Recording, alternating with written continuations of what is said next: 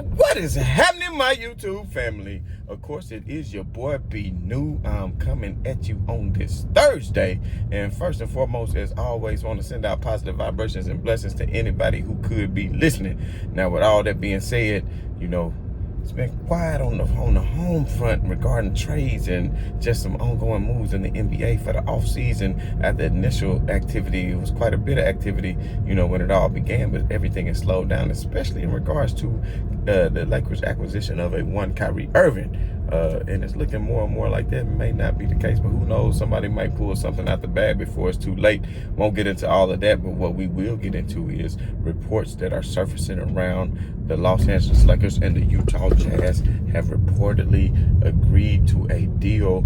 It hasn't been inked yet, but in basically a verbal agreement that is going to turn into a written agreement that the Los Angeles Lakers have indeed acquired Patrick Beverly from the Utah Jazz, who Pat Bev, as you all know, played for Minnesota last year, and he played a hell of a good role for Minnesota.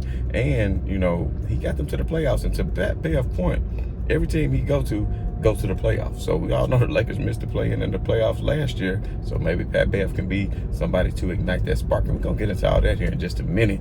But what I do want to point out is who the Lakers are supposedly giving up for this trade for the Bulldog that we do call a Pat Bev, and that is one Stanley Johnson and THT.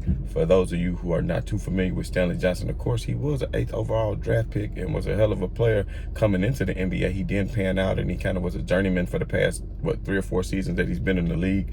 And he found himself out of the league and on a 10-day contract with the Lakers on last year, in which he proved himself quite fortuitously on the defensive side of the floor, I will say, because he made some good plays on defense. He had a couple of big shots. Now, he's definitely not somebody who could stretch the floor for the Lakers, but I think he came in very handy. Now that they were able to sign him to a deal, they were able to use him as a trade piece. I was kind of actually looking forward to the growth of a young Stanley Johnson, to see what he would be able to do, because he was playing some excellent defense.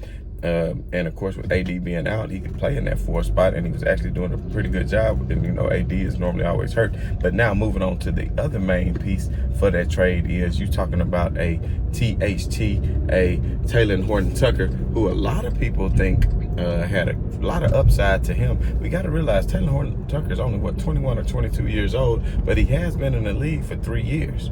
But he came in the league very young, and he hadn't really had a chance to develop, and he was very praised highly by a lot of people. Now, when he stepped in and played point guard, he had some game-winning shots before. He had good handles.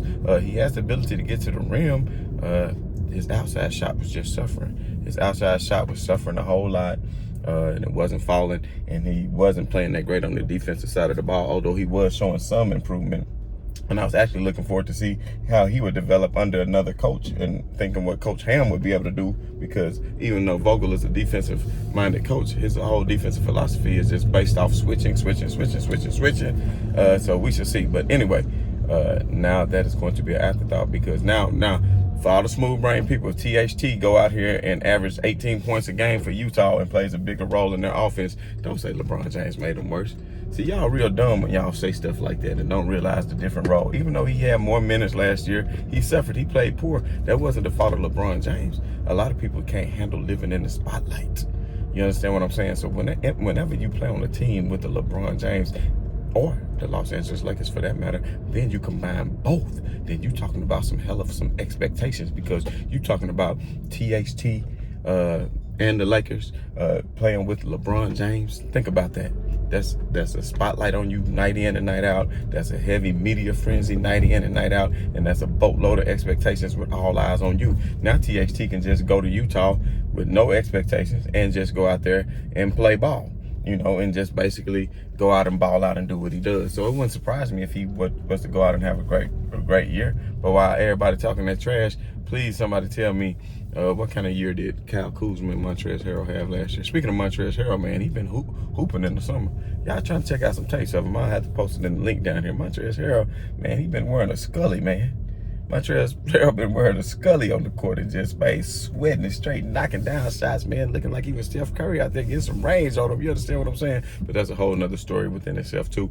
But what I do want to tell y'all is I like the trade for Pat Bev because more than anything, what the Lakers was lacking last year was on the defensive end of the ball.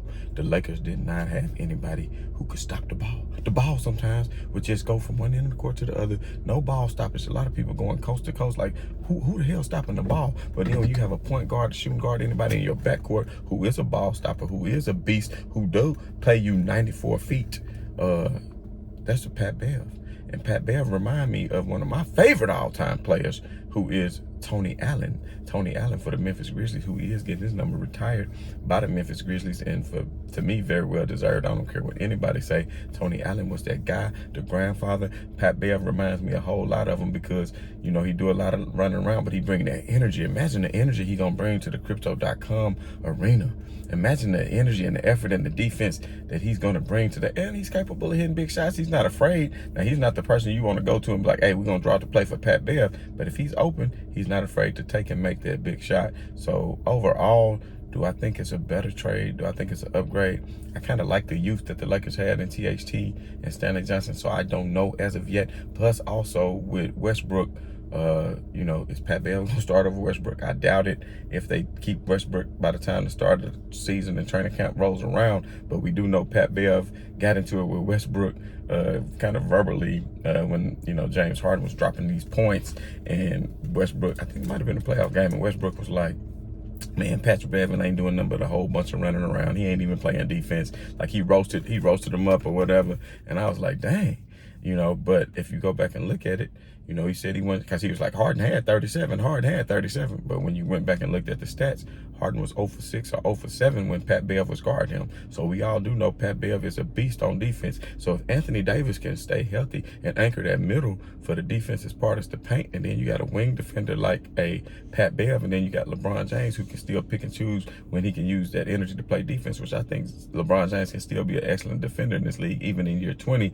Just depends on how much of a load he has to carry on the offensive side of the basketball. So that's something that we're going to greatly get into, but I just want to chime in on that. I'm going to have more for y'all tomorrow. I'm sorry I've been out, man. I've been having so much going on. You know, when you doing things for a multi-billion-dollar conglomerate, sometimes you don't have an opportunity to take time to do things for oneself. So I had to go ahead and do that. But, you know, I'm going to be Cali bound real soon. So I will see y'all out on the West Coast. Everybody who mess with me, man, out there, y'all already know what to do, you know.